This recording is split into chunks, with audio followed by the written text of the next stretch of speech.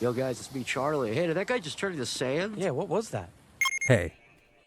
The fusion debate over Gogeta and Vegito has gone on for years now, being referenced in official media, fan animations, and full-on debates going over skills, fighting styles, and who has more sauce. Now that history feeds directly into today's video. We're heading back into Sparking Zero's custom battle mode to highlight another set of community-created stories, starting with the Vegito scenario that feels surprisingly close to something official. This story places Vegito into a very familiar role, reshaping events through his presence and exploring how differently the timeline unfolds. This video continues an ongoing series focused on showcasing the creativity keeping this mode alive. The goal stays the same. Highlight the story, spotlight the creators, and give these custom battles the space they deserve. Now with that being said, that's enough yapping. Let's get into the first story.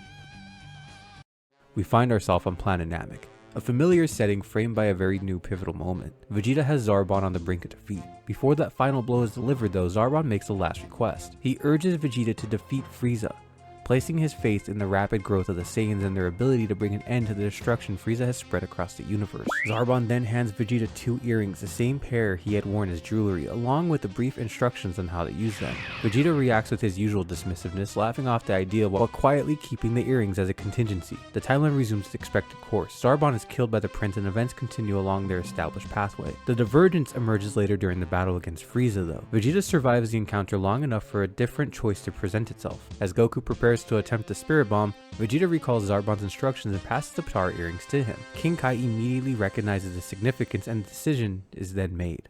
On the barren battlefield of Namek, 2 Saiyans fuse, and in that moment, Vegito is born. Frieza responds with a very visible shock. Questions spill out as he tries to understand the warrior now standing before him. The moment doesn't linger though. The battle begins almost immediately with the 2 Saiyans holding the hope of their dead race now acting as a single force, moving with a shared purpose aimed squarely at ending Frieza's reign. Vegito enters the fight feeling overwhelmingly prepared, stacked with advantages that allow you to tear through Frieza at a relentless pace. Cornered and outpaced now, Frieza commits fully to the desperation. He pours everything into reaching his 100% form, drawing on the last of his strength in a final attempt to reassert dominance. With the transformation successful, the outcome still remains unchanged. Vegito overwhelms him, completely erasing the tyrant and bringing the Namek conflict to a definitive close.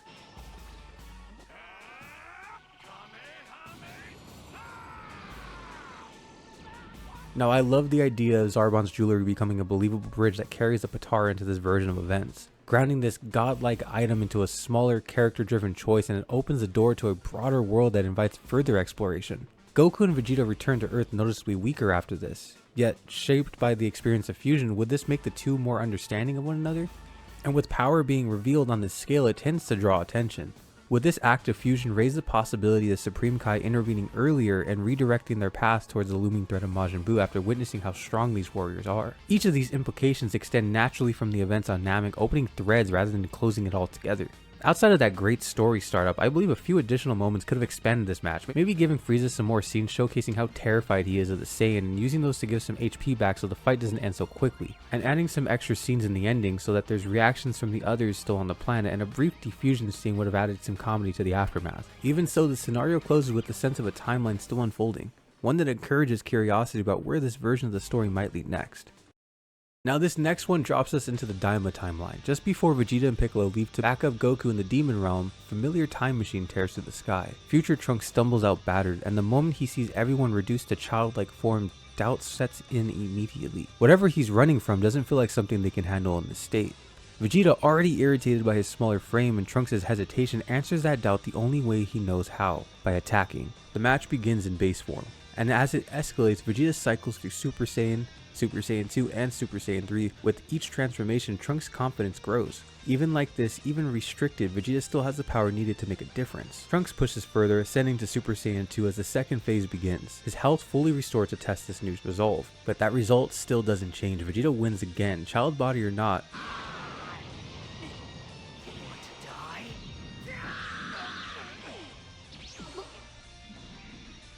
Convinced, Trunks believes they finally have a chance against the force destroying his future, Goku Black. Vegeta agrees to go with him, promising to return and assist Goku in the Demon Realm afterwards. Now what follows isn't the outcome you expect. It definitely wasn't what I expected. Upon getting to the future timeline, Vegeta is killed and Trunks is left exactly where he started. This story completely won me over. On a first playthrough, it feels very straightforward, almost unassuming, but that ending reframed everything. I'm usually drawn to matches built around branching paths and mechanics, but this one proves you don't always need that. Sometimes a clean setup, strong character use, and a sharp turn at the end are more than enough to make it land. This next adventure jumps us years ahead into the Super timeline. Pan is now a teenager, and after spending her whole life being told that her father was once the strongest around, she decides it's time to test if that reputation still holds up. She tells Gohan to meet her for a training session, but what follows is a brutal wake-up call given to Gohan. Pan completely overwhelms him. The fight barely feels competitive, and by the end of it, he's left battered on the ground while she walks away, dismissing him as weak. It's embarrassing, a clear statement of how far he's drifted from who he used to be. The story then shifts us into the next phase, using the in-game tables to transition us back to Piccolo. Gohan explains what happened, admitting why he's come back to train, and Piccolo accepts without hesitation, but there's a warning attached to it. If Gohan gets careless again, there won't be a chance to recover. The first phase of their match serves as a reintroduction. Gohan struggles, takes damage, and slowly finds his footing again until Super Saiyan becomes available. There's commentary woven into the fight itself, with Gohan acknowledging that familiar rhythm returning, but mid-match that fight is interrupted. Vegeta arrives having watched the match unfold, and he is visibly disgusted. To him, Gohan shouldn't be struggling here at all. If Piccolo wants to bring that boy back as a warrior, Vegeta argues that he needs to be the opponent who actually forces something out of him. And without ceremony, he shoves Piccolo aside and steps in himself. Vegeta transforms into the Super Saiyan God form and immediately begins to overwhelm Gohan. The added dialogue during the fight feels sharp and character accurate, especially with Vegeta's constant reminders of how far Gohan has fallen. Eventually, Gohan is pushed far enough that something finally clicks.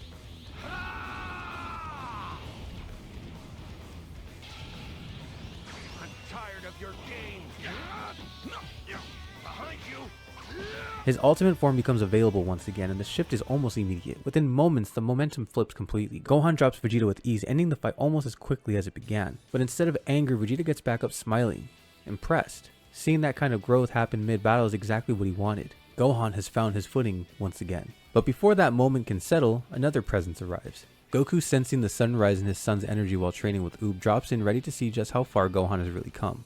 The third phase is where the design really comes together.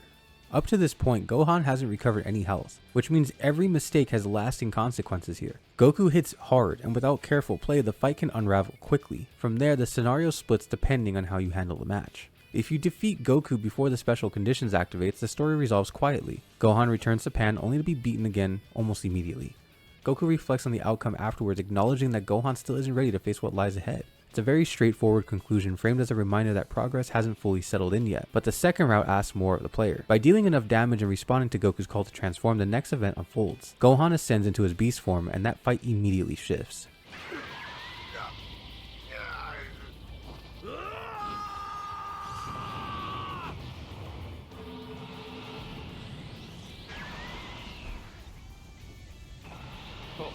Goku answers by entering Ultra Instinct, continuing his test of Gohan's ability. What follows finally feels like a real exchange. Both fighters are completely absorbed, pushing each other without restraint, losing awareness of everything beyond the battle itself. You barely recover any health here, so it's very easy to be knocked out if you're not paying attention. That narrow focus, though, is what ultimately costs them both. Pan arrives furious that Gohan forgot about her in the city, calling out both him and Goku for their behavior. In that moment, Gohan's attention slips, and Goku capitalizes, landing the final blow and knocking him out cold. The branching outcomes work especially well here. It echoes that older Tenkaichi style scenario where missing a trigger leads to a different resolution. Having two complete conclusions adds strong replay value, while the mid-fight dialogue reinforces Gohan's frustration and urgency as he works to find his footing again. Both endings tap into that familiar Toriyama rhythm. Genuine character growth interrupted by very human, comedic moments. The scenario understands the series' balance, and it follows through from start to finish. Now that's where we'll wrap things up for today. It's generally great to see this mode finding new life again, especially after the DLC trailer brought more eyes back to it. Lately, more and more people have been pushing these custom battles forward, and because of that, I've been getting a steady stream of community-made codes to check out, many of which you'll be seeing featured here. From the very start, the goal of this series has been very simple. Give these creators the space to show what they built. Seeing people not only make these stories, but also go out of their way to play and share the ones highlighted here has been incredibly cool to watch. I'll have all the codes linked in the comments for anyone who's missed them on the screen. Now with Dragon Ball Z Kakarot finally finished, there's a few other games I had missed completely, and a lot of DLC for Xenoverse 2 that I never got to touch. So the next series up is finally taking a look at everything I missed in the Xenoverse franchise. Now if you enjoyed this one, let me know, drop a comment, hit the like button, and consider subscribing if you want to see more of these community stories get the spotlight. It really does help keep this series going and helps more of these creators get seen. This has been your local overanalyzer Art Tellings, and I hope you have yourself a damn good one.